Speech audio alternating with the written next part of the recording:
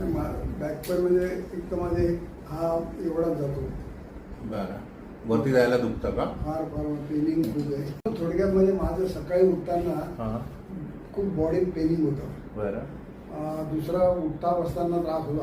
हा जो भाग आहे ना पूर्ण त्याच्यामध्ये खूप पेनिंग आहे साईडला. हो. ओके. मग MRI वर केला होता का?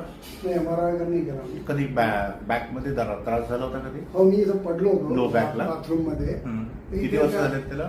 झालं तर 3-4 वर्ष झाले. पण ते आपलं फ्रॅक्चर मला एक फ्रोजन शोल्डरचा त्रास होता. दोन्ही हाताला ना? दोन्ही हाताला. मानेला? डाव्या हाताला जास्त होता. हा.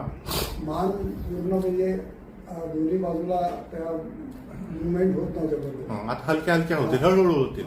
दोन्ही हात वरती करून बघू. वरती करा.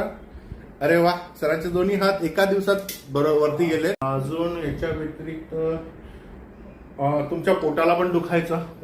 नंतर काम केल्यानंतर 10 मिनिटांनी आपण बघितलं सर्व गेलं होतं. हळूहळू तुम्हाला जो कॉन्स्टिपेशन होत आहे ना, दुसऱ्या वेळेस जे पाणी जर पडत असेल दुसऱ्या वेळेस तर डेफिनेटली त्याच्यावर ऑब्झर्वेशन ठेवा.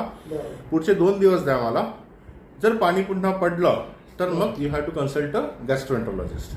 ठीक आहे. माझी तिथे लिमिट आहे. हा. अजून कशी वाटली आमची ट्रीटमेंट? एकदम छान वाटली.